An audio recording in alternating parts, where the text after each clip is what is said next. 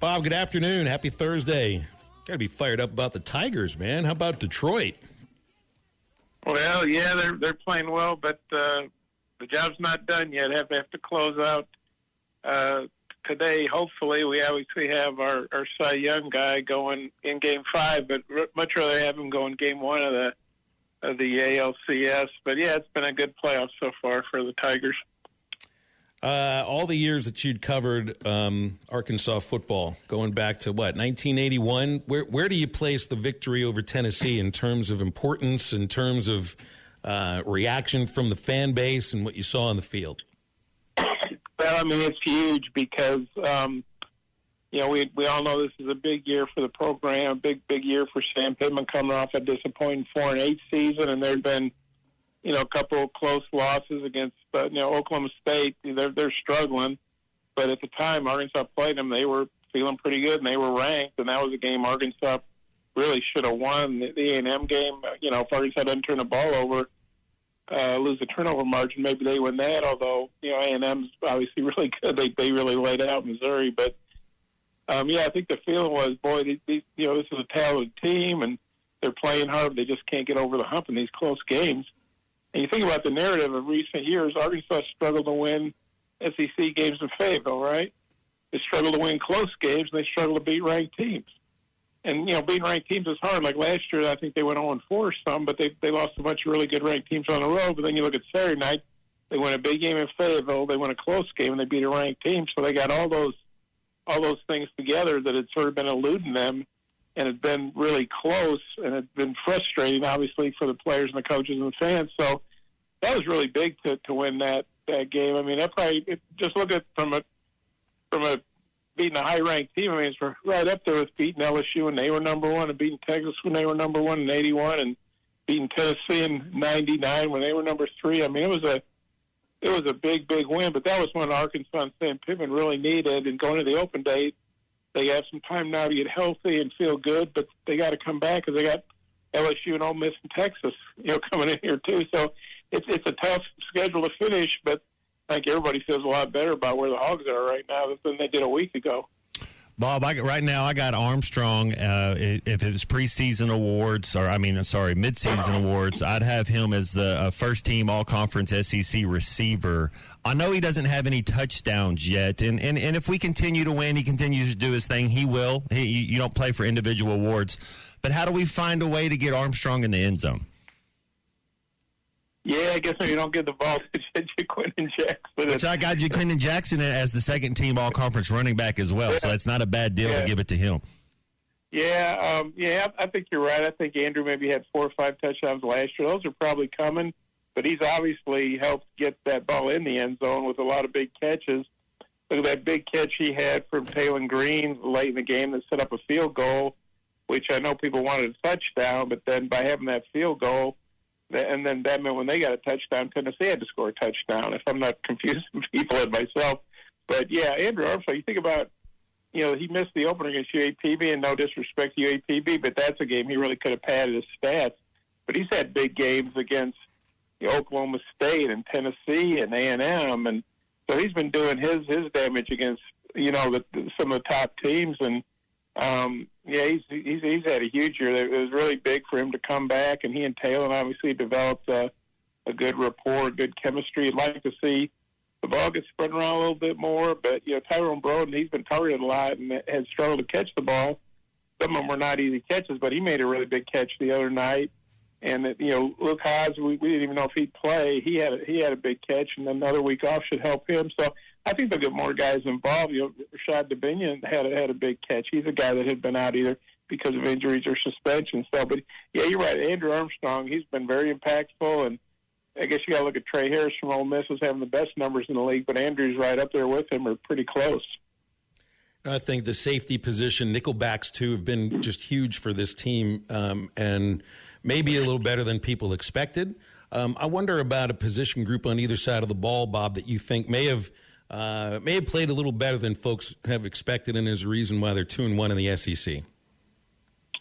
Well, yeah, I think you bring up a good point with the secondary, the back end, and of course, they're arguably their best cover guy, Braxton. He's been out. Jalen Braxton. He's been out the last is it 4 games? I lose track. But he's been out with like a bone bruise and some kind of tendonitis. Sam Pittman said that he was, planned. They were hoping to get him to come back to practice or have him back at practice on Thursday. I don't know how that went because practices are closed. But, he's a guy that'll help. Yeah, they've been doing a really good job. I mean, Danico Slaughter, that had to mean a lot to him to beat Tennessee. He kind of downplays after the game. I bet that felt really good. I mean, number one, you're beating a really good team. Number two, you're beating the team you came from. He's been a really good player there in the nickel. Got off to a little bit of a rough start, but he was really big in the game at Auburn. He played pretty well at A&M. Certainly played well last week. So he's been a really nice addition. T.J. Metcalf, he wasn't a starter coming into the year, and he won that job. And their corners, have done a good job with Singletary and Robinson have done a good job there. And getting Braxton back, if they can get him back, that'll just make that even stronger. I think the linebackers have been really good. I mean, they lost a lot of good guys with the Pooh Paul. I think he's leading Ole Miss in tackles. I'm honestly not sure some of the other guys who left are doing. I know Manny Powell's doing pretty good out at UNLV. They're having a good year. But, Xavier Story's been a huge pickup. He's played really well.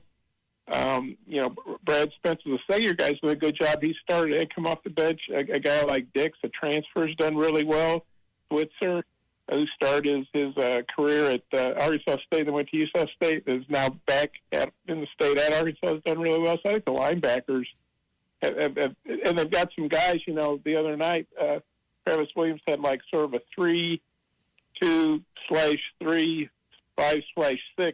I call it defense because he had some guys like Larry Worth and Switzer, I think, are sort of hybrids. They can play a safety and a linebacker. So that gave him some versatility without having to sub guys out. And maybe Tennessee's not sure what they're doing. Is this guy a linebacker? Is he a safety? What's going on here?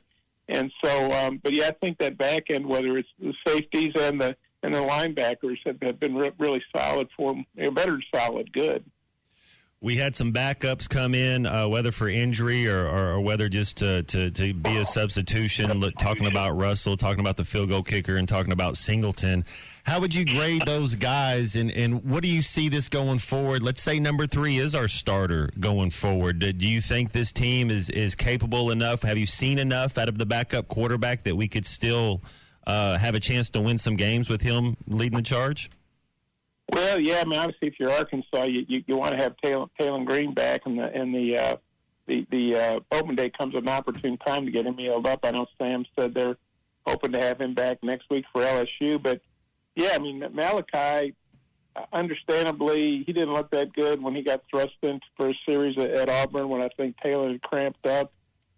He looked real good against UAPB because obviously, honestly, Arkansas just really overmatched those guys physically. And then, he had a little bit of a struggle there starting off against Tennessee, was thrown into a really tough situation. And then obviously that last drive, he did great. I think Vi Petrino really did a good job of calling plays for him. That inside tunnel screen to Isaiah Satania got the drive started off well. I'm sure it was a good confidence boost for Singleton. And then he had some nice runs. And then obviously Russell had some nice runs. 2 very young guys in there, true freshman or redshirt freshman. But, yeah, Singleton, I'm sure, I don't think he lacked for confidence before, but that had to have boosted him up. How could it not? And so ideally, Taylor Green will be back, but if not, Singleton, the other night he got thrown into the fire. If he is going to be the guy, and if Taylor isn't healthy, hopefully he will be, but if he's not, Singleton's going to get first-team reps, this week, whatever they're doing, and then next week. And so I think, like Sam always says, there's a reason one guy's a starter, one guy's a backup, but if they have to start Singleton, I don't feel like they don't have a shot to win. We've seen some of these other teams. Marcel Reed helped A&M keep winning. The backup quarterback of Oklahoma, whose name escapes me, I think it's Robinson.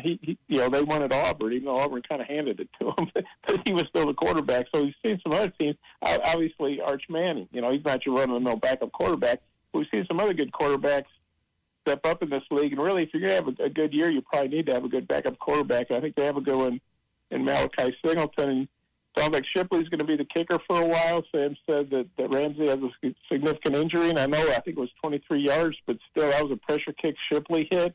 He kicked a lot of field goals. I think he kicked 56 field goals in Hawaii, hit about 75%. So, good on him for staying positive and staying ready and going in and delivered when he was called upon. So hopefully he can do the job for him. And a guy I think kind of flew under the radar, Josh Street, who's a tackle. If you watch that game on their first drive where they got the field goal, really, I think it was like they had the ball for 9 minutes or something crazy. He switched numbers from like 67 or something to 96, and he played tight end because even though Luke Haas and Ty Washington played, I think they were not 100%. They hadn't practiced much. So, props to Josh Street for going in there and being a really good blocking tight end for him. Who do you think is the best team in the SEC right now?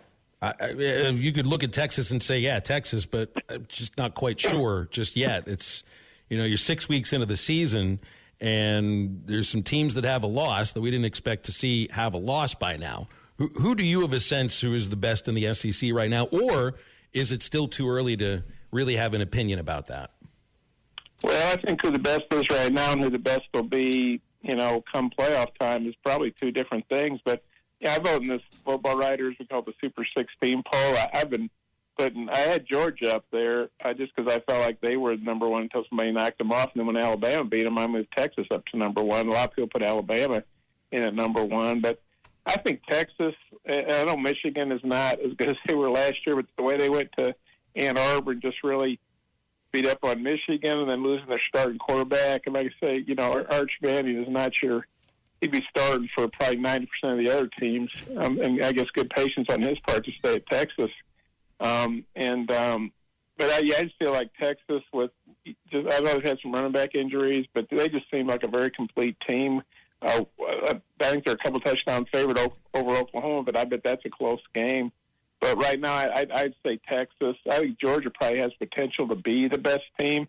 Alabama has a lot of talent, and hey, kudos to Vandy. Vandy's much better. I'm not saying that Alabama should lose to Vanderbilt, but that was not your your dad or your uncle's Vanderbilt. That's a really good team with a really good quarterback, and Clark Lee's to be commended. But I would say right now the best team in the SEC is Texas. I don't even think it was your great uncle or great grandfather's Vanderbilt. That's a Vanderbilt that I don't ever think we've seen before. That's pretty much. Bob, we'll leave it there. Always appreciate your time. Thanks for coming on. Okay, you guys take care. Thanks, Bob. Bob Holt, Arkansas Democrat-Gazette, joins us Thursdays on Halftime. BetOnline is your number one source for all your betting needs. Get the latest odds, lines, and matchup reports for baseball, boxing, golf, and more. BetOnline continues to be the fastest and easiest way to place your wagers, including live betting and your favorite casino and card games available to play right from your phone. Head to the website or use your mobile device to sign up today and get in on the action. Remember to use our promo code BELIEVE, that's BLEAV, for your 50% welcome bonus on your first deposit. Bet online, where the game starts.